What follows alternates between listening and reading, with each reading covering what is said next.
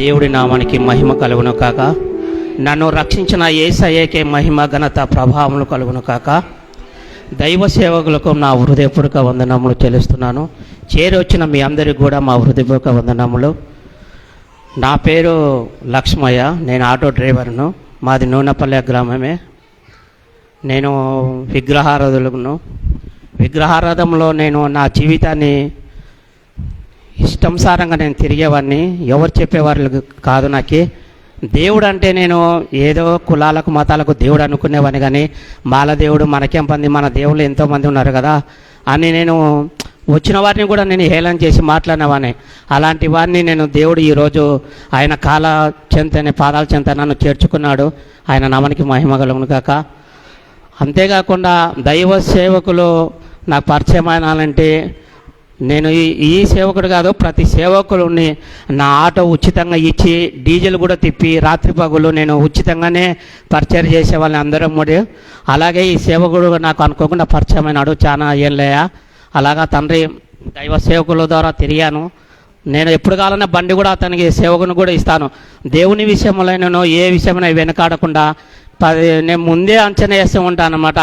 ఈరోజు నాకు చెప్పినాడు అనుకో, నా పనులన్నీ మానుకొని నా బండి ఇచ్చేవాడిని అనమాట. ఎందుకంటే నా పని ముఖ్యం కాదు, దేవుని పని ముఖ్యము అనేది.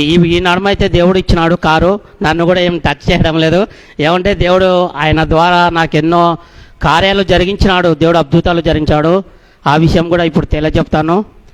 నేను నా బిడ్డ విషయంలో కోర్టు విషయంలో కొన్ని డబ్బులు రావాల్సింది, వేరే వాళ్ళు ఎంత ₹1,00,00,000 రావాల్సింది. ఆశమాశ కాదు, ₹1,00,00,000 రావాల్సిన విషయంలో నాకు తెలిసిన వాళ్ళే నాకు మోసం చేశారు. మోసం చేసింటే దైవ సేవకులకు వచ్చి చెప్పాను, ఇట్లా ఫస్ట్ అయ్యా నాకు ఇట్లా డబ్బులు రావాలా, వాళ్ళు నాకు మోసం చేశారు, నన్ను నమ్మిన వారు వాళ్ళ ద్వారా పిలుచుకొస్తే నీకు ఇస్తాం పో అని చెప్పారు. కానీ వాళ్ళు ఇవ్వలేదు. వాళ్ళే డబ్బులు తీసుకుపోయారు కొన్ని. మిగతా డబ్బులు కూడా మళ్ళీ అడిగాము. అడిగినా కూడా మాకు ఇవ్వలేదన్నమాట. ఇవ్వకుండా ఉంటే దైవ సేవకులకు చెప్పాను అనమాట. ఈ దైవ సేవకులు పాస్టర్ అయ్యకి చెప్పాను, అయ్యా ఇట్లా నన్ను సతాయిస్తున్నారు, నా బాధ చెప్పనీకి లేదు. పెళ్ళి అయితే నా బిడ్డకు ఖాయం చేసుకున్నాము, 5 లక్షల వరకు నాకు కావాలా, 10 లక్షల వరకు అని చెప్పా. సర్లే నువ్వు ఏం భయపడకేస్తున్నా, దేవుడు వైపు చూసు, నేను కూడా ప్రార్థన చేశాను, ఒక్క పొద్దులు కూడా ఉంటున్నాను అని చెప్పినాడు. సరేలే అని చెప్పాను. చెప్పిన తర్వాత వాళ్ళని పిల్లంపినాము, ఏమ్మా మీరు ఇట్లా మోసం చేసిపోవడము ఇట్లా నీకు న్యాయమంటే, ఎవరు మేము నమ్మమన్నారు, మా డబ్బులు నిన్నెవరు నమ్మమన్నారు, మా పైన ఆధార పెట్టుకోమన్నారని నాకు వాళ్ళు మళ్ళీ నన్ను మాకే చెప్పి బెదిరించారనమాట.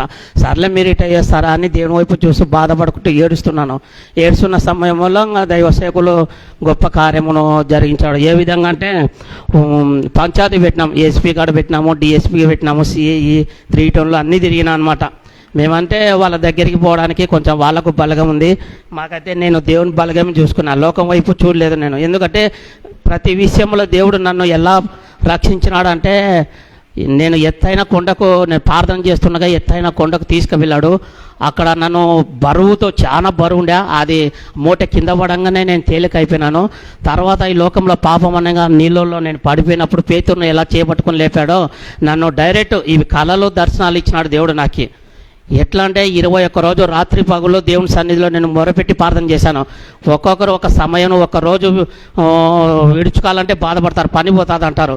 అట్లా రాత్రి పగులు 21 రోజు కన్నీళ్ళతో ప్రార్థన చేశాను. మా ఇంట్లో కూడా చెప్పలేదు, కానీ నా భార్య కూడా నన్ను మోసం చేసి ఇట్లా చెప్పకూడదు కొన్ని విషయాల్లో అట్లా మోసం చేసి వెళ్ళిపోయింది. తర్వాత వెళ్ళిపోయినా నాకు ఇంకా నేను దేవుడి వైపు చూశాను అనమాట. ఎంతమంది అయినా మోసం చేయను, అట్లా మోసం చేసిపారు, ఎన్నో జరిగినాయి. మళ్ళీ మ్యారేజ్ చేసుకున్నాక కొడుకు బిడ్డనిచ్చాడు దేవుడు అన్నస్తుడు కాదు. నేను లోకం వైపు తిరిగేవాడిని అయితే ఈరోజు మీ ఎదుట నేను సాక్ష్యం చెప్పేవాడిని కదా. దేశ దిమ్మరిగా తిరుగుతారంట, పిచ్చివాడిగా రోడ్ల ముడి బత్తలు లేకుండా తిరుగుతారు చూడు, అలా తిరిగేవాడిని సమస్యలో నేను. కానీ దైవ సేవకుల ద్వారా ప్రార్థన ద్వారా గొప్ప కార్యము దేవుడు నన్ను రక్షించినాడు. అలాగే తర్వాత ఈ కేసులు పెట్టినా కూడా వాళ్ళు ఏం పెద్ద పట్టించుకోలేదు. తర్వాత మేము పోయి అడిగిపోతే గలాటాలు జరుగుతాయేమో అనుకున్నాము. కానీ ఏదన్నా కానీ మళ్ళీ ఒకసారి విసారించాము మనము అని నేను పోయి మళ్ళీ వేరే వాళ్ళని పిలుచుకొని మాట్లాడిన తర్వాత, సర్లయ్య మీ డబ్బులు మీకు ఇస్తాము న్యాయంగానే, మాకు అవసరం లేదని ఒక 5 లక్షలు ఇచ్చారు. పెళ్ళి కూడా జేకే ఫంక్షన్ హాల్లో జాగా అసలు మేము అనకలు ఏదో గుళ్ళో గోపురాల్లో జరుగుతుంది అనుకున్నాం. ఈడ జేకే ఫంక్షన్ హాల్లో బాగా గ్రాండ్గా జరిగించాడు దేవుడు. ఆ దైవ సేవకుల ద్వారా డబ్బులు కూడా 5 లక్షలు వచ్చినాయి. దేవుడు పెళ్ళి పెళ్లి కూడా ఘనంగా జరిగించాడు. అసలైన ఊహించగల ఆ దేవుడు అనుకోకుండా ఎంత గొప్ప కార్యం జరిగించాడంటే అంత గొప్ప కార్యం జరిగించాడు. అలాగే ఎన్నో సాక్ష్యాలు ఉన్నాయి దైవసేవ దేవుడు చేసినవి. ఆ 21 రోజు ప్రార్థనలో ఉన్నప్పుడు ఎన్నో గొప్ప కార్యాలు జరిగించాడు. అది చెప్పడానికి కూడా ఇప్పుడు సమయం లేదు, ఎందుకంటే ఇది చాలా ప్రాముఖ్యమైనది, వాక్యమైనది. కాబట్టి ఇంకొకటి, నేను మా ఫ్రెండ్స్లను కూడా నేను అయ్యగారి పరిచయం చేయించాను. అసలు చనిపోయేలా స్థితిలో గొంతులో నీళ్లు కూడా పనికి రాదు, అసలు చచ్చిపోతాడని భార్య కూడా పట్టించుకోలేదు కొన్ని విషయాలలో. అలాంటిది దైవ సేవకులకు చెప్పినప్పుడు, లేసన్నా ఎన్ని హాస్పిటల్ తిరిగినా వేస్ట్, కానీ వాళ్ళు కూడా విగ్రహారదులే. ఆయన మా నాయన తమ్ముడే, సొంతం చావు బతుకులో ఉండే అనమాట. అది చావు బతుకులో ఉన్న సమయంలో చెప్పాను, దైవ సేవకుడికి రండి ఇట్లా ప్రార్థన కూడా చేస్తా అంటే, అసలు మాకెంపనుంది అని కొందరు అంటారు దైవ సేవకులు, కానీ ఈ సేవకుడు అట్లా చెప్పేవాడు కాదనమాట. ఎప్పుడైనా ఎక్కువ ఒక్క బుద్ధులనే గడిపేవాడు అనమాట. నాకు తెలుసు ఈయన ద్వారా ఎన్నో దేవుడు గొప్ప కార్యములు జరిగిస్తున్నాడని. దైవ సేవకులు అయితే ఎంతోమంది తిరిగా, నేను సగానికి సగం మంది తెలుసు. నాకు దేవుణ్ణి నమ్మి 10 ఏళ్ళు అయినా నేను దైవ సేవకులు ఎంతోమంది తెలుసు. నాకు ఒక అన్యుడు కావాలా, ఈ దేవుణ్ణి నమ్ముకున్న దైవ సేవకులు కావాలా, విగ్రహారాధులు ఉంటాయి అని అనుకున్నాను. ఇది దైవ సేవకుని పరిచయం చేసిన తర్వాత అన్నమ్మడి తిరిగాను కొన్ని విషయంలో కూడా. అలాగే కొన్ని సమస్యలు చెప్పాను. ఆయన ఇంకా నీళ్ళు గొంతులో పోవటం లేదు, హాస్పిటల్లో చెప్పాడు ఇతను చనిపోతాడు, మీరు తీసుకెళ్ళండి, ఇంకా లాస్ట్ స్టేజ్కి తెచ్చినారు మీరు అని చెప్పారు. ఇంకా అన్నకు ఫోన్ నెంబర్ ఇచ్చాను, పాస్టర్ చేస్తే వాళ్ళే డైరెక్ట్ ఫోన్ చేసి మాట్లాడినాడు. ఈ పాస్టర్ కూడా మాట్లాడినాడు రాత్రి, మీరు ఏం భయపడకమ్మా, దేవుడు స్వస్థపరచాడు, దేవుడు గొప్ప దేవుడు అని కొన్ని మాటలు, బలపరిచే మాటలు చెప్పాడనమాట. వాళ్ళు కూడా అసలు నమ్మరు. ఎప్పుడు వెంకటేశ్వర స్వామి అంటే నడుచుకుంటూ పోయేవాళ్ళు అనమాట. అంత అయోమయం ఉంటారు, అంత అజ్ఞానంగా ఉండేవాళ్ళు అనమాట. అలాగే ఏ దేవుడైతే మాకేమి దేవుడు నన్ను మా ఆయనను కాపాడాలా, మేము బాగుండాలా, మా కుటుంబం అని వాళ్ళు కూడా, నేను దేవుని మాటలు చెప్పేవాడిని. అలా చెప్పేవాళ్ళక వాళ్ళు కూడా తెలుసుకొని దైవ సేవకుడితో ప్రార్థన చేసినాడు. ఆ రోజు రాత్రి కొంచెం గొంతులో నీళ్ళు పోయినాయి. అట్టా 3-4 రోజులు కవర్ అయినాడు, బాగానే ఉన్నాడు. నా దేవుడు గొప్ప కార్యం జరిగించినాడు. అసలు పడకలో లేయలేని మనిషి లేచి నడుస్తున్నాడు అంటే 1000 లక్షలు పెట్టినా గారు ఎవరి తరం కాదు అది. ఎందుకంటే దేవుడు అలాంటి గొప్ప కార్యము జరిగిస్తాడు. ఈ దైవ సేవకుల ద్వారా అట్లా ఉంటాడు. సేమ్ ఇదే సిచ్యువేషన్. మా అన్న కూడా ఆరోగ్యం బాగలేనప్పుడు సమయంలో మా అన్న కూడా కొంచెం విగ్రహారాధులే, అలాంటి మొండివాడు. కొన్ని దినముల తర్వాత అలాంటి మొండితనంలో ఉండి తాగుడు మానుకొని కొంచెము చావు బతుకులో ఉన్నప్పుడు ప్రభువును కూడా నమ్ముకున్నాడు. ఈ దైవ సేవకుడు చనిపోయినా కూడా నేను పిల్లంపి ప్రార్థన కూడా చెప్పించినాడు. ఆ ముఖము చనిపోతే ఎంత ఈ కార్యం ఉంటుందో కొందరికి తెలుసు. అలాంటి ముఖం కానీ సూర్యుడు ఎట్లా వెలిగిస్తాడో ఆ ముఖం చనిపోయినా కూడా ఆ వెలుగు వచ్చింది. దైవ సేవకుడు ప్రార్థన చేసినాడు. అసలు మా వాళ్ళు అంటున్నారు, ఏంది ఇతను చనిపోయినాడా బతికినాడా, అట్లా ఉన్నాడా అనుకుంటున్నారు. ముఖం కళ అసలు తగ్గలేదు. కాబట్టి నా సెల్లులో కూడా ఉంది, సాక్ష్యం చూపెడతా. నేను ఎంతమంది చనిపోయిన వారిని చూసినా కానీ ముఖం వికారంగా ఉన్నారు చాలా మంది. అసలు ఆ దేవుడు గొప్ప కార్యములు జరిగించినాడు. చనిపోయినాడు, ఏం దేవునికి స్తోత్రము, ఏం కాలేదు. తర్వాత వచ్చేసి ఇంకా శెట్టిగారులో ఒక అతను ఉన్నాడు, వడ్డీలకి వ్యాపారం ఇచ్చేదేవాడు. తర్వాత భార్యకు కూడా సరిగ్గా పట్టించుకోకుండా లోపల బీగం వేసి అతన్ని ఎన్జిఓస్ కాలనీ పాస్టర్ దగ్గర మీరు పిలిచా, అతను వాళ్ళ భార్యకు కూడా పట్టించుకోదు. డబ్బు ఉంది ఏం చేయనికి, వైశాస్ అనమాట. డబ్బు ఉంది ఏం చేయనికి, వాళ్ళకి భార్యగా పట్టించుకోలేదు. పని మంచి వాళ్ళకు వస్తుంది వెళ్ళిపోతున్నారు అనమాట. భార్య భర్తలు అంటే అనుకూలంగా ఇద్దరు చేసుకోవాలి, నష్టము అలాంటి చేసుకోలేదన్నమాట. ఆమె దారి చూసిపోతుంది. వీడేమో వచ్చేసి కుక్క కన్నా హీనంగా పడిపోయాడు, లేకుండా అనమాట. తాళం వేసి బయటికి పోయిందంటే ఒకసారి అర్థం చేసుకోండి, అంతకన్నా ఎక్కువ నేను చెప్పను. ఎందుకంటే పరిస్థితి అంత ఘోరంగా వదిలేసి వెళ్ళిపోయింది అనమాట. అలాంటి వాడిని నేను చెప్పాను, అయ్యా పాస్టర్ నాకు అతను తెలుసు, వడ్డీలకు ఇచ్చేవాడు, పరిస్థితి ఇట్లా ఉంది, ఏం చేయాలంటే ఏం లేదు, ప్రార్థన చేస్తే ఇలా ఉంటే ఎలా బతికిస్తాడు దేవుడు అని చెప్పి ఆ తర్వాత ఈ సేవకుడికి చెప్పాను. ఈ సేవకుడు కూడా ఎప్పుడే కానీ డబ్బులు అని ఒక్క మాట కూడా నోరుతా నన్ను ఇంతవరకు ఇప్పుడు కూడా అడిగేవాడు కాదు. ఏ విషయంలో అయినా అతను నేను బండి తీసుకుపోతే నాకు వద్దన్న కూడా బలవంతంగా తెచ్చేసిపోతాడు, లేదంటే ఫోన్ పై డబ్బులు వేసిపోతాడు. నేను డబ్బుల కోసం ఏమన్నా ఇచ్చానా, నీకు డబ్బులు నీకు ఆటో అని చెప్తాను. ఆయన లేదు పెట్టుకున్నాయని అంటాడు నాకు. అట్లా చేసేవాడు అనమాట. తర్వాత అతను కూడా కొంచెము చెప్పేదలకు నేను ముందే ఈ పాస్టర్ రాకముందుకు అతను వాళ్ళ ఇంటికి పోయాను. నీ ఇట్లా ప్రభుని నమ్ముకుంటే ఇట్లా నువ్వు బాగుపడుతావు చూడ, ఏ దేవతలు తిరిగినా కూడా నువ్వు వేస్ట్, వాళ్ళు మాట్లాడారు. నేను ఒక హిందూనే నాకు తెలుసు, కానీ ఎన్ని దేవుళ్ళు తిరిగిన మీరు వేస్ట్, మీరు చెప్పిన కాడికి వస్తే అంటే మేము రాలేమైతే మాకు 10 మందిలో మర్యాద ఉంది అది ఇదంటే సర్లేనైనా నీ మర్యాద నీ కాడ పెట్టుకో అని చెప్పిన వాటలు చెప్పి దైవ సేవకులకు చెప్పితే ఈ సేవకుని నేను పిలుచుకుపోయాను అనమాట. కాబట్టి ఇంటికాడికి రావను ప్రార్థన చేపించుకున్నా అంటే ఆయన నోడుతున్న చిన్నగా మాటలు అన్ని పాపాలు ఒప్పించాడు. అతను కూడా కొంచెం నీళ్లు తాగడము తినడము అన్నీ బాగా దేవుడు బాగా స్వస్థపరిచినాడు, బాగున్నాడు దైవ సేవకుల ద్వారా. ఇప్పుడు కూడా మనిషి ఇట పీనిగ లెక్క ఉన్నాడు, ఇంత లావు అయినాడు. ఎవరైనా దేవుని కాడికి ఏదన్నా రావచ్చు కదా, లేదంటే దేవుడు చేసిన మేలును ఏదైనా చేయొచ్చు కదా అంటే సరేలే బొమ్మలు చూద్దామంటాడు. అంటే ఆ పరిస్థితుల్లో ఎవరో దిక్కులేని సమయంలో ఎవరు పట్టించుకోలేకపోతే దేవుడే కనుకొచ్చి దైవ సేవకులు ఆయన ఎవరో వీణ ఎవరో తెలియదు, ముక్కు ముఖం తెలియదు, మా కోసము ఉపవాస ప్రార్థనలు నుండి దైవ సేవకులు లాంటి కార్యములు కూడా జరిగిస్తే కొంచెం అనకూడదు, ఇంగిత జ్ఞానం ఉండాలి కొంచెం. కానీ ఆ డబ్బులు ఉన్నాయి, డబ్బులు ఇవ్వడానికి మనసు వద్దొచ్చు. జక్కయ్య కూడా డబ్బులు దండిగా ఉన్నాయి ఏం దీనికి, కానీ ఒక దినాన మనసు మార్చుకున్నాడు. అనుకోకుండా దేవుడు ఏం చెప్పలే నీలో డబ్బులు ఇచ్చేయమని, ఆయన మనసు మార్చుకున్నాడు ఇచ్చేవాడు. అలా వాడి మనసు కూడా మార్చుకున్నా అట్టనే మూర్ఖంగా ఉన్నాడు. ఇప్పుడు కూడా వడ్డీలకు ఇచ్చుకుంటా చేసుకుంటాడు. మనం కూడా ఒక మనిషిని ద్వేషించకూడదు అని మేము కూడా వాళ్ళని ఏమనలేదు. దైవ సేవకుడు గొప్ప కార్యం జరిపించాడు. ఇప్పుడు తన పని తను చేసుకుంటాడు. ఇప్పుడు భార్య ఎక్కడో ఉన్నది కూడా కలిసి భర్త దగ్గరికి వచ్చింది, సంసారాలు బాగా చేసుకుంటున్నారు. కానీ ప్రభు నమ్మం అంటే కొంచెం వెనక అంచనేస్తారు. ఎంత మూర్ఖతనమో జనాలు చెప్పండి మీరు. దేవుడు చేసిన మేలును అన్నీ మర్చిపోతూ ఉన్నారు. కానీ నేను దేవుడు ఈడ ఎన్నో నాకు దైవ సేవకులతో ఆయన ప్రార్థన చేస్తున్న గొప్ప కార్యములు ఎన్నెన్నో జరిగించాడు. ఇట్లా అట్లా కాదు, నా ఇంట్లో నేను ప్రార్థన చేస్తున్నాగా నేను దయ్యాన్ని కళ్ళారా చూశాను. ఆ దయ్యము వాకిట్లో వచ్చేసి నేరుగా లోపలికి వచ్చేసింది. ఆ మంచంలో నేను పండుకున్నాను, దయ్యం చూస్తుంది. నా దగ్గరికి రావడానికి అది కరెంటు శాఖ కొట్టినట్లు అది వెనక్కిపోయింది. తర్వాత మా భార్య కొంచెం ప్రార్థన చేయదండి, ఉన్న విషయం చెప్తున్నాను, ప్రార్థన చేయదు, ఊరికి వస్తున్నా అంటే పోతుంటుంది. ఆమె దగ్గరికి పోయి వెనికిలో గొంతు గట్టిగా పట్టుకుంది. రియల్ చూశాను, ఇది కళలో అనమాట. ఈ కళలో రియల్గా గొంతు కట్టుంది. దేవుడు అన్నాడు స్వరంతో మాట్లాడుతున్నాడు. నేను పనుకున్న రాత్రి 11-12 తర్వాత అయింది. అది ఆటో మీద ప్రార్థన చేసిన దైవ సేవకులు ప్రార్థన నూనె తీసుకో అని చెప్పి దేవుని స్వరం చెప్తుంది. ఆ ప్రార్థన ఆ నూనె తీసుకున్నాను. నేను ఆ నూనె తీసుకొని చేతులు పట్టుకున్నాను. నేను డైరెక్ట్ పోలేదు, కళ జరుగుతుంది అనమాట. నా కళలో నేనైతే పండుకున్నాను. కళలో ఆ నూనె ఆటో బండ మీద తీసుకొని నా చేతులు పట్టుకొని ఆ దయ్యం మీద అట్లా చుక్క వేసినాను. కరెంటు శాఖ ఎట్లా కొడతాడో మనిషికి అట్లా విడిచింది. 2 చుక్క మళ్ళీ వేయమన్నాడు. 1 చుక్కతో మానుకున్నా. ఆ చుక్క వేస్తుంటే నూనె రావట్లేదు, రక్తము బొట్టు పడుతుంది. నా కళ్ళారా చూశాను. అస్సలు నేనే ఆశ్చర్యపోయినాను. ఏదేబా ఊరికే దారా ఏంది ప్రార్థన నూనె ఏంది అనుకునేవాడిని. ఆయన రక్తపు బొట్టు పడుతుంది దాని మీద, దయ్యం మీద. ఒక బొట్టు ఒకటి వేసాను, మళ్ళీ 2వ బొట్టు వేసేటాలకు బూర్ది మస్ అయింది. నా కళ్ళారా చూసాను దయ్యాన్ని. అస్సలు ఆశ్చర్యపోయిన దేవానికి స్తోత్రమైన. దేవుడు నమ్మకంగా ఉంటే ఎంతగానో దేవుడు అభివృద్ధి పొందిస్తాడు మీకు. అది తెలుసుకొని ఫస్ట్ ఊరికే నామకార్థంగా వస్తున్నాము పోతున్నామని పెడతాం. మనుషులకు కనపడాలా చేయాలా, మనుషులు ఉన్నప్పుడు ఒకటి లేనప్పుడు ఒకటి. నటన జీవితం జీవించాకని. ఎందుకంటే నా హృదయపూర్వక మీకు చేతులు ఎత్తి నమస్కరిస్తున్నాను. ఎందుకంటే పోయిన గత జీవితంలో నేను అట్లా బ్రతికాను. ఒకరిని హృదయం మోసకరమైన అతి ఘోరమైన వ్యాధి కది, దాన్ని గ్రహింపగలిగిన వాడు ఎవడు లేడన్నాడు. అలాగే నేను అట్లా తిరిగేవాడిని. ఇంతమంది ఉన్నారు, దేవుడు ఎక్కడ చూస్తాడు అని చెప్పాడు. దేవుడు మంచివారి మీద చెడ్డవారి మీద ఆయన కనుదృష్టి ఉంటుందంట. నేను చేసిన ప్రతి పాపముల రహస్యంలో నేను చీకట్లో నుండి వెలుగులోకి తాపడతానని వాక్యం ఉంది. దేవుడు అంటున్నాడు నాకు మొరపెట్టు నేను నీకు ఉత్తరం ఇస్తాను అన్నాడు. ఆ మాట పట్టుకొని నేను ప్రార్థన చేసేవానని. మోకాళ్ళంటే ఊరికే అట్లా ఇట్లా కాదు, ఆశమాశ కాదు. క్రైస్తవ జీవితము ఒక విలువతో కూడినది.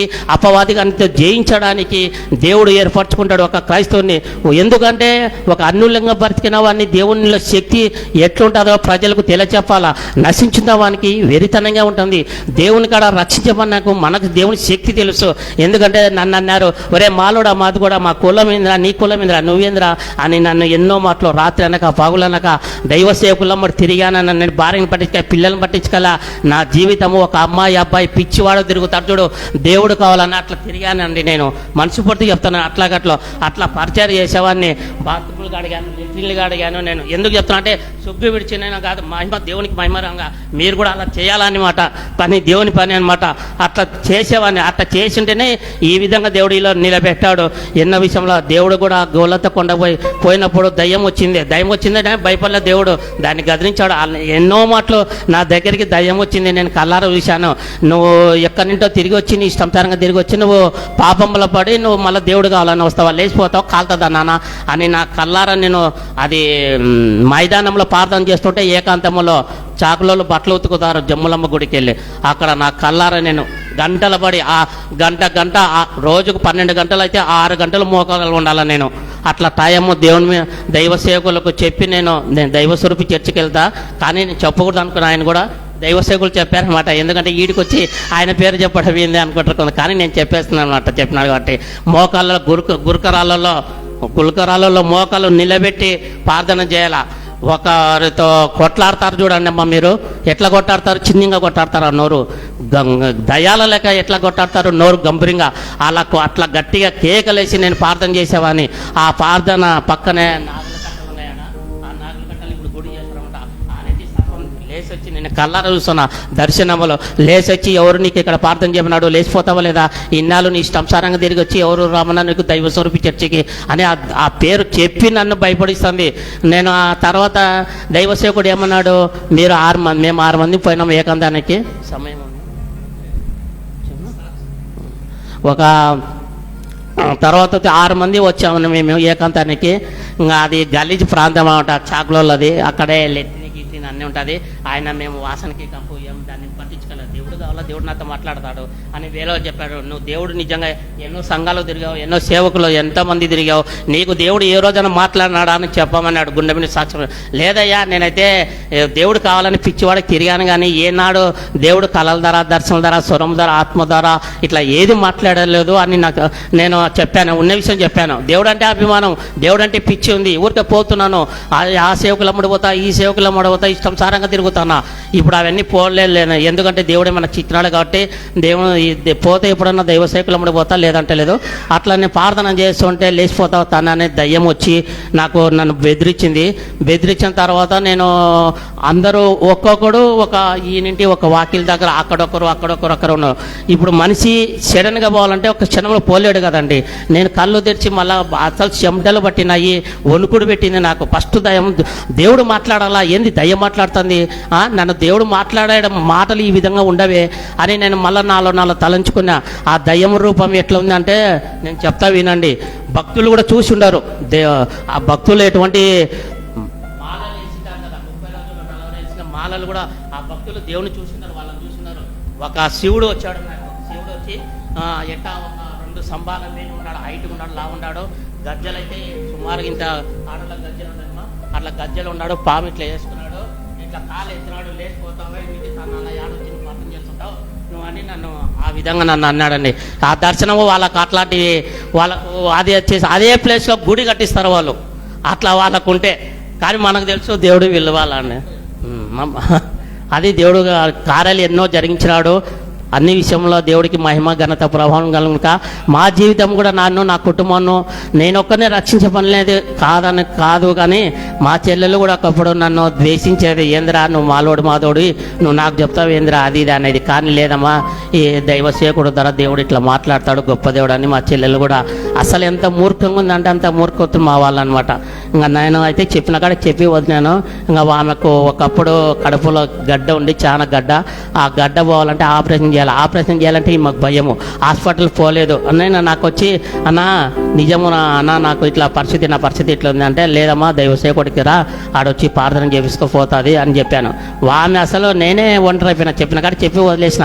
ఆమె మనసు మార్చుకొని దైవ సేవకులకు వచ్చి ప్రార్థన చేసినా కానీ తర్వాత కడుపులో గడ్డ అనేది ఆమెకేమో తెలిసిపోతుంది కదా, నొప్పి బాధ. 2-3 రోజులు చూసింది, బాగా నయం అయిపోయింది. నయం అయిపోయినాక మళ్ళీ ఆమె డౌట్తో పోయి ఏమో చూపించుకుంది, ప్రభుని నమ్ముకుంది, దేవుని నమ్ముకొని కుటుంబంలో బాగుంది. మా కుటుంబంలో అసలు కళలు ఇస్తాడు, దర్శనాలు ఇస్తాడు, దేవుడు స్వరంతో మాట్లాడతాడు. నేను కూడా అంత బాగుంది మా చెల్లెలు, నాకంటే రెట్టింపుల ఆశీర్వాదం ఉంది. అసలు నేనే ఆశ్చర్యపోతా. అట్లా దేవుడు దీవించాడనమాట. అలాగే మా అమ్మ కూడా రాకుండా, మా అమ్మ కూడా అప్పుడప్పుడు వస్తున్నారు. తర్వాత మా కుటుంబం అంతా వస్తున్నారు. ఇప్పుడు మా భార్య, మా బిడ్డలు అందరూ కూడా వస్తున్నారు. అసలు చనిపోయే ముందు దేవుని నమ్ముకున్నాడు మా అన్న, లేకపోతే అసలు రాకుండా నన్ను కొట్టేవాడు అనమాట. వర్షం వచ్చి నేను మీటింగ్లో వస్తే పైన నేను ఎవరికి తెలియకుండా మూలన పనుకునేవాడిని ఏడ్చుకుంటా. అట్లా తిరిగానమాట దేవుడిని. అట్లా తిరిగినంతే దేవుడు ఇంత నాకు ఆశీర్వదించాడు. మీరు కూడా నా కుటుంబం గురించి ప్రార్థన చేయాలని మా హృదయపూర్వక చెల్లిస్తున్నాను. ఈ చిన్న సాక్ష్యం దేవుడు దీవించిన కాక దేవునికి మహిమ ఘనత ప్రాబ్లంగా. ఇంకొక దినం ఎప్పుడైనా ఉంటే క్లియర్గా నా సాక్ష్యం కరెక్ట్ గంట ఉంది. ఆ గంటలో కూడా దేవుడు ఆశమాశగా చేయలే కార్యాలు. 21 రోజు ప్రార్థనలో దేవుడు శక్తి నాకు ఎలా చేసిందంటే అలా చేసుకుంటూ వచ్చాడు దేవుడు. అట్లా ప్రార్థనలో నేను మోకాళ్ళతోనే ఊరికి అట్లా వచ్చి ఒక 10 నిమిషాలు వచ్చి మోకాళ్ళతో ఉండి పోవడం అట్లా ప్రార్థన కాదు. అసలు సెల్ ఫోన్ స్విచ్ ఒక సబ్జెక్ట్లో చేస్తే ఎట్లా ఉంటారో మందిరంలో గుడారాలు కట్టి అట్లా దైవ స్వరూపి చర్చలు అట్లా ప్రార్థన మా ఆత్మీయ తండ్రి మా కొంచెం విజ్ఞాపన ప్రార్థన చేస్తూ దేవుడు గొప్ప కార్యాలు జరిగించాడు. అసలు ఇంకొకటి కోర్టు విషయంలో నేను కొన్ని విషయంలో కోర్టులో సమస్యలు ఉండా నా ఒక్కరి మీద నేను దుర్మార్గుడు మీద కేసులు ఎట్లా పెడతారో 5-6 కేసులు 5-6 కేసులు నా మీద పెట్టినారు వాళ్ళు.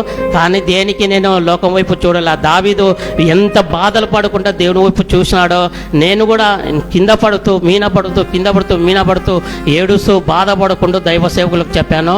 చెప్పిన తర్వాత దైవ సేవకులు ఈ సేవకు కూడా చెప్పుకుంటూ వచ్చాను. ఎప్పుడైనా కానీ అయ్యా నాకు ఈరోజు కోర్టు ఉంది, నువ్వు ప్రార్థన చేయండి అని మా పాస్టర్ చెప్పాను. ఇది అసలు ఎన్ని మాటలు చెప్తే మీరు విసుగు పొందుతారు చెప్పండి. ఒక్క కేసు కాదు కదా, 6 కేసులలో నెలకి ఎన్ని మాటలు తిరగాలో చూడండి. అటెండర్ మాటర్ కింద ఒక కేసు పెట్టారు, తర్వాత బర్ణం కింద ఒక కేసు పెట్టారు, ఇది 3 night కేసులు అని ఏదేదో లేని పని జట్కా బండి కేసులు అట్లా చేసేవాడిని కానొస్తున్నారమ్మా. నేను చెప్పండి, మీరే చెప్పారు. అట్లా లేనిపోని నిందలు నా మీద చేసి అవమానించారు. కానీ దేవుడు అనస్తుడు కాదు. దేవుడు ప్రార్థన చేసినగా ఈరోజు రాత్రి నేను ప్రార్థన చేశాను మందిరంలో. ఈరోజు రాత్రి నాకు వచ్చేసి కరెక్ట్ 4 గంటల సమయంలో ప్రతి దినము ఒక్క క్షణం అట్టలా 4 గంటలు లేపి ప్రార్థన చేయించేవాడు దేవుడు. అలాగా నేను ఒక దినంలో ప్రార్థన దేవుడు కలలు ఇచ్చాడు. ఈరోజు నువ్వు వెళ్ళిపోవు, ఉదయం కోర్టులో నేనే ఉండి జడ్జిలో నేనే ఉండా అని జడ్జి చూపెట్టాడు. ఆడ మనుషులను చూపెట్టాడు, ఇటుపక్క లాయర్లను చూపెట్టాడు, అన్నీ చూపెట్టాడు. నీ కోర్టు సమస్య ఈరోజు ఉండదు, వాళ్ళే కేసు కొట్టి పెట్టాడు. అట్లా దైవ సేవకులు ప్రార్థన వల్ల దేవుడు నాకు కళలో దర్శనాలు ఇచ్చే దేవుడు కార్యాలు జరిగించాడు. అన్ని కేసులు ఎత్తిపోయినాయి, కానీ ఒక్క కేసు ఉంది. వాటిని గురించి కూడా మీరు ప్రార్థన చేయండి. దేవుడు ఇప్పుడు చూస్తుంటే నన్ను అడగాలి. అంతేగాని లోకంలో బాధలు శ్రమలు వచ్చినాయని లోకంలో ఎప్పుడు పడిపోకూడదు. పడిపోయిన నీతిమంతుడు 7 బారిని పన్నే దేవుడు తిరిగి లేవనెత్తుతాడు. అలాంటి దేవుని వైపు దృష్టి చూసుకొని లోకం వైపు చూడకండి మీకు చెప్తున్నా. ఎందుకంటే నా జీవితాన్ని మార్చిన దేవుడు మీ జీవితాల్లో కూడా దేవుడు గొప్ప కార్యం జరిపిస్తాడు.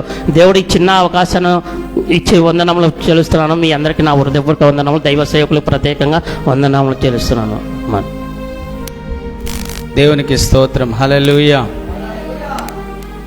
అన్నగారు ఎప్పుడు అలవాటు లేదు కదా, కొద్దిగా స్పీడ్గా చెప్తూ ఉన్నాడు కాబట్టి మనకు కొంచెం సరిగా అర్థం కావడం లేదు.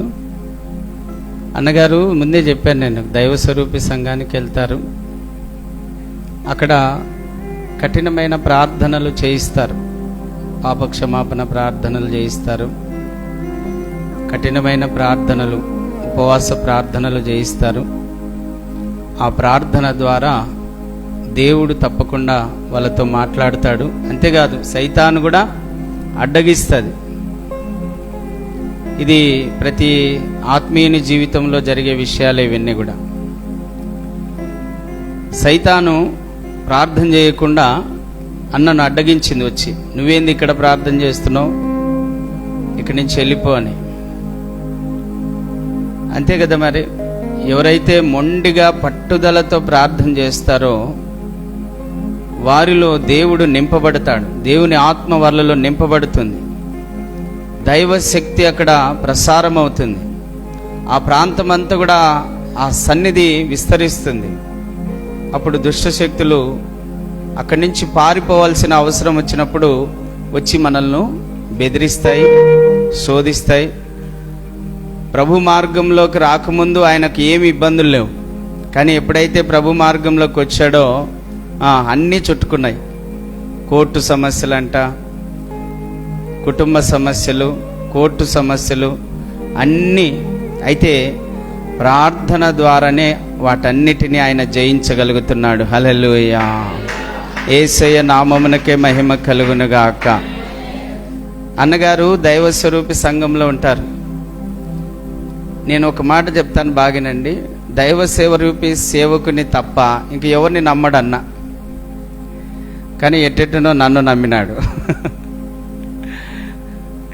అది ఎలా తెలుసుకున్నాడో తెలుసుకున్నాడు.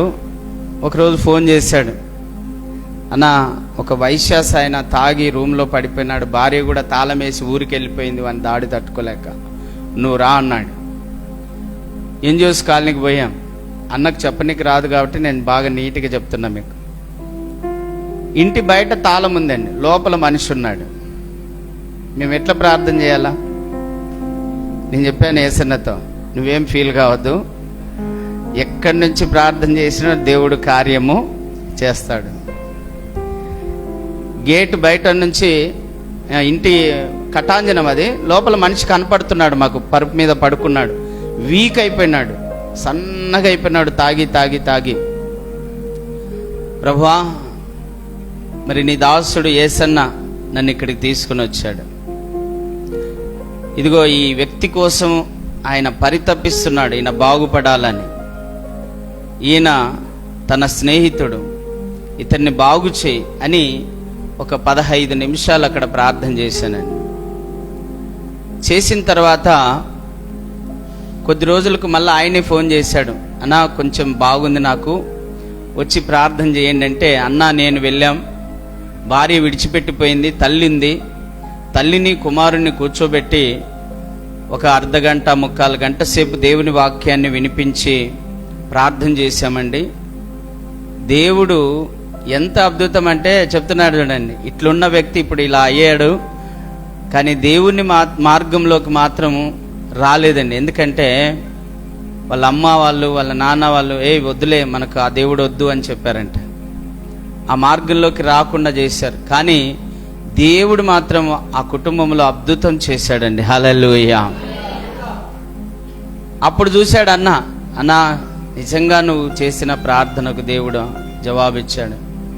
అలాగే ఎక్కడికి వెళ్ళినా ఫోన్లో ప్రార్థన చేయిస్తాడు. ఎవరైనా వ్యాధిగ్రస్తులు కనపడితే ఫోన్లో ప్రార్థన చేయిస్తాడు. వెంటనే వాళ్ళకి బాగా అయిపోయి ఉంటుంది, వెంటనే మళ్ళీ అన్న ఫోన్ చేసి నాకు సాక్ష్యం చెప్తాడు, అన్న నువ్వు ఫోన్లో ప్రార్థన చేసావు, బాగా అయిపోయింది, ప్రైజ్ ద లార్డ్, హల్లెలూయా. వాళ్ళ బంధువుకు అలాగే జరిగింది. అన్నగారికి కూడా ఒక పెద్ద సమస్య వచ్చింది. ఎంత అంటే పోయి వాళ్ళను చంపుదామా అన్నంత కోపము, ఆవేశం అన్నకు వచ్చేసినాయి, అంత బాధ వచ్చేసింది. తనకు రావాల్సిన ఆస్తి రాకుండా అడ్డగించారు, బాధలో ఉన్నాడు. ఒకరోజు నన్ను ఫోన్ చేశాడు, నేను బస్ స్టాండ్ దగ్గరికి వెళ్ళాను, బైక్ వేసుకొని ఆటోలో కూర్చున్నాం. అన్న దేవుడు నాతో చెప్తున్నాడు, నువ్వు ఎటువంటి ఆలోచన లేకుండా నీ మందిరంలోకి వెళ్ళి, నువ్వు ఏ మందిరానికైతే వెళ్తున్నావో, ఏ సంఘానికైతే వెళ్తున్నావో ఆ మందిరంలోకి వెళ్ళి, ఆ మందిరంలో ఉదయం నుంచి సాయంత్రం వరకు అక్కడ కూర్చో, దేవుణ్ణి ప్రార్థించు. అయ్యా ఈ సమస్యకు పరిష్కారం ఏంది? లాయర్లను నమ్మితే లాయర్లు మోసం చేశారు, వాళ్ళతో డబ్బులు తీసుకొని మోసం చేశారు. ఇంకొక లాయర్ను నమ్మితే వాళ్ళు డబ్బులు తీసుకున్నారు కానీ పని చేయలేదు. వివరంగా చెప్తున్నాను మీకు. అలాంటి పరిస్థితుల్లో నేను ఒక్కటే చెప్పాను, నేను ప్రార్థన చేస్తాను, నువ్వు కూడా పోయి ప్రార్థనలో కూర్చో, దేవుడు అద్భుతం చేస్తాడు, నీ డబ్బులు నీకు వస్తాయి అని చెప్పాను. హల్లెలూయా. యేసయ్య నామమునకే మహిమ కలుగును గాక. ఆయన కుమార్తెకు 5 లక్షల రూపాయలు డబ్బులు ఇచ్చారు. ఈయన ద్వారా ఇంకొకరు లబ్ధి పొందితే వాళ్ళు 50,000 రూపాయలు ఇచ్చారు. 5,50,000 రూపాయలతో ఘనంగా తన కుమార్తె పెళ్లి కూడా జరిగించాడు దేవుడు. హల్లెలూయా. యేసయ్య నామమునకే మహిమ కలుగును గాక. నిజమేనండి, దైవ సేవకులతో సహవాసం చేస్తే ఎంతో మేలుంది. అన్నగారు ఏ సమస్య వచ్చినా నాకు ఫోన్ చేస్తాడు, అన్న నువ్వు నీతో మాట్లాడాలని ఉంది రాన్న అంటాడు, ఇక్కడ టీ తాగుదాం రాన్న అంటాడు, కలిసి మాట్లాడతాం. ఆ కలిసి మాట్లాడడంలో దేవుని మాటలు ఎన్నో పంచుకుంటాం. ఆ దేవుని మాటలు పంచుకునేటప్పుడే మాకు దేవుడు అనేకమైన ఆలోచనలు ఇచ్చి, జ్ఞానంనిచ్చి, నెమ్మదిని కలగజేస్తాడండి. హల్లెలూయా. యేసయ్య నామమునకే మహిమ కలుగునుగాక. మరి అన్నగారు చెప్పేది చాలా బాగా వినండి. ఆయన ఆటోకు కూడా ఒక మాట రాశాడు, పరిశుద్ధత లేకుండా ఎవడును దేవుణ్ణి చూడలేడు. ఆయన ఆటోకు ఉంటుంది. హెబ్రీలకు రాసిన పత్రిక 6వ అధ్యాయం కదా, 7వ అధ్యాయం 6వ వచనం అనుకుంటా. హెబ్రీలకు రాసిన పత్రిక. పరిశుద్ధత లేకుండా ఎవడును దేవుణ్ణి చూడలేడు. అదే అంటున్నాడు, నేను ఇక ఈ మార్గంలోకి వచ్చిన తర్వాత ఇక ఎన్నడూ నేను పాపము జోలికి వెళ్ళలేదు, లేకపోతే నేను ఇక్కడ నిలబడి మైక్ పట్టుకోను కూడా అంటున్నాడు. హల్లెలూయా. ఎవరు చెప్పగలరమ్మా అంత సాక్ష్యం? చెప్తారా ఎవరైనా? దేవునికి ఇష్టమైనది పరిశుద్ధత, రెండవది ఆయన మీద ఆధారపడడం, ఆయనను ప్రార్థించడం, ఆయనను స్తుతించడం, ఆయనను ఆరాధించడం, ఆయనను గణపరచడం. ఇదే దేవునికి ఇష్టమండి. అందుకే పరిశుద్ధత కలిగి ఉండండి, పట్టుదలతో ప్రార్థన చేయండి. అన్న చెప్పాడు చూడండి, మోకాళ్ళ కింద రాళ్ళు వేసుకొని ప్రార్థన చేసేవారంట. గులకరాళ్ళు వేసుకొని ప్రార్థన చేసేవారంట. 6 గంటల సేపు మోకాళ్ళ మీద ప్రార్థన చేసేవారంట. సైతాన్ వచ్చి అడ్డగించేదంట ప్రార్థన చేస్తూ ఉంటే. ఉందమ్మా ఇట్లాంటి అనుభవం మీకు? అవును, మీరు కూడా అలాంటి అనుభవంలోకి రావాలి. గంటల తరబడి దేవునితో సహవాసం చేయగలగాలి, దేవుణ్ణి ప్రార్థించగలగాలి, దేవుని సన్నిధిలో మీ పాపాలను ఒప్పుకొని విడిచిపెట్టగలగాలి. అప్పుడే దేవుని యొక్క దర్శనాన్ని మీరు చూడగలరు. హల్లెలూయా. అన్న 21 రోజు ఉపవాసం ఉండి ప్రార్థన చేస్తున్నప్పుడు దేవుని యొక్క దర్శనాలు అనేకమైనవి కలిగాయంట. అన్న చెప్తుంటే మీకు అర్థమైందో లేదో నేను మీకు మళ్ళా తిరిగి చెప్తున్నా, అందుకే అర్థమయ్యే రీతిగా. మరి ఉపవాసం ఉండి 21 రోజు దేవుని సన్నిధిలో బయటికి వెళ్లకుండా, జైల్లో వేసినట్టుగా కదలకుండా ఎక్కడికి ప్రార్థించారా ఎవరన్నా ఇక్కడ ఉన్న వాళ్ళలో? అలాంటి అనుభవంలోకి మీరు రావాలి. దేవుని సన్నిధిలో సమయాన్ని గడపాలి. ప్రభునందు ప్రియులారా, అలా గడిపితే దేవుడు మనతో మాట్లాడతాడు. హల్లెలూయా. దేవుని స్వరం మనకు వినబడుతుంది, దేవుని దర్శనాలు మనకు కలుగుతాయి, దేవుని ఆత్మతో మనం నింపబడతాం, దేవుని ఆత్మ చేత నడిపించబడతాం, సైతాన్ను ఓడించగలుగుతాం, జయ జీవితాన్ని పొంది పరలోకాన్ని స్వతంత్రించుకోగలుగుతాం. హల్లెలూయా. యేసయ్య నామమునకే మహిమ కలుగునుగాక. మరి ఈ సమయంలో ఒక 10 నిమిషాలు ఇమ్మానుయేల్ అన్న